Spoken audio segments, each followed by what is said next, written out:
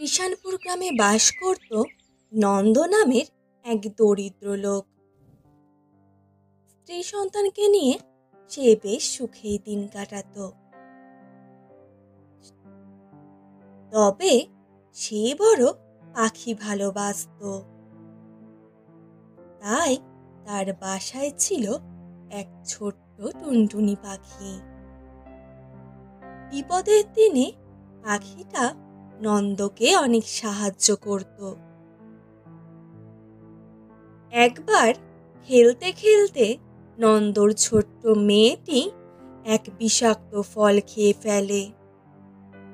তখন সেই টুনটুনি পাখিটি বন থেকে জড়িবুটি এনে নন্দর ছোট্ট মেয়েকে বাঁচায়।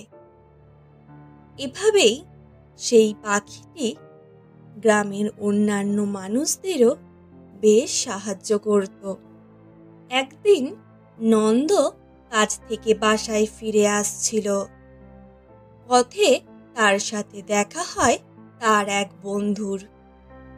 তখন তার বন্ধু তাকে জানায়, কৃষাণপুরের রানীমা বড়ই অসুস্থ। রানীমার কি অসুখ করেছে কোনো কবিরাজ বই তো তা ধরতে পারছে না। রানীমার শরীর দিনকে দিন শুকিয়ে যাচ্ছে। এ নিয়ে রাজামশাই বড় চিন্তিত। তাই দেশ বিদেশে খবর পাঠানো হয়েছে। রানীমাকে যে সুস্থ করে দিতে পারবে রাজামশাই তাকে অনেক উপহার দেবেন। দেশ বিদেশ থেকে তাই প্রতিদিন অনেক মানুষ আসছে রাজপ্রাসাদে। কিন্তু কেউই রানীমার রোগ ভালো করতে পারছে না। রানীমার এই অবস্থা দেখে রাজা মশাইও অসুস্থ হয়ে পড়ছে। বন্ধুর থেকে এ কথা শুনে নন্দ নিজের বাসায় ফিরে আসে। বাসায় এসে সে তার গিন্নিকে সব কথা খুলে বলে। তা শুনে তার গিন্নিও বলে, এ তো বড় চিন্তার বিষয়। নন্দ ও তার গিন্নির কথা সেই ছোট্ট টুনটুনি পাখিটি মন দিয়ে শুনতে থাকে। তখন পাখিটি নন্দকে বলে, তুমি আমাকে একবার রাজপ্রাসাদে নিয়ে চলো, দেখবে আমি রানীমাকে ঠিক সুস্থ করে তুলতে পারবো। বলিস কি টুনি, দেশ বিদেশ থেকে বহু কবিরাজ এসেছে, রানীমাকে কেউই সুস্থ করতে পারছে না। আর তুই কি না রানীমাকে সুস্থ করতে পারবি? বেশ, তুই যখন বলছিস আমি কালই তোকে রাজপ্রাসাদে নিয়ে যাব। পরের দিন সকালে নন্দ সেই ছোট্ট টুনটুনি পাখিটিকে নিয়ে রাজপ্রাসাদে যায় আর রাজাকে গিয়ে বলে তার টুনি পাখিটি রানীকে সুস্থ করে দিতে পারবে।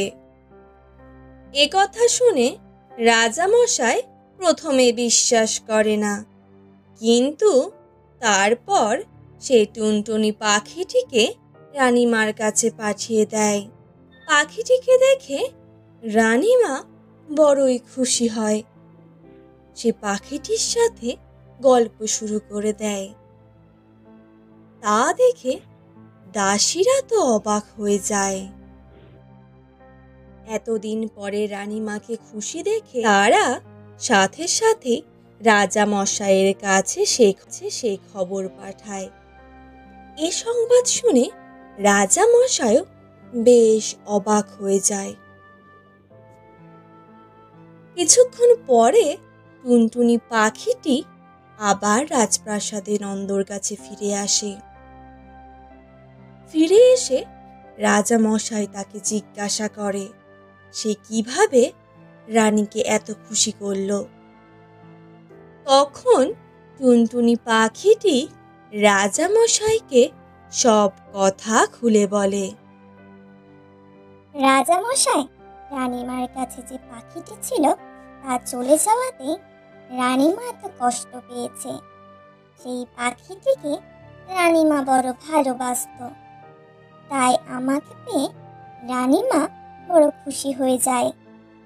আপনি যদি রানীমাকে আবার পাখি এনে দেওয়ার ব্যবস্থা করেন, তাহলেই দেখতে পারবেন রানীমা আবার আগের মতো হয়ে গেছে।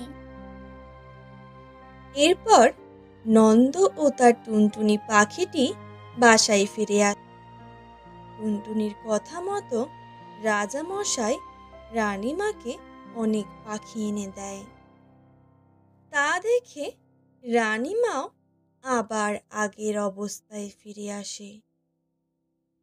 অন্যদিকে রানীকে সুস্থ করে দেওয়ার জন্য রাজামশাই নন্দকে অনেক উপহার দেয়।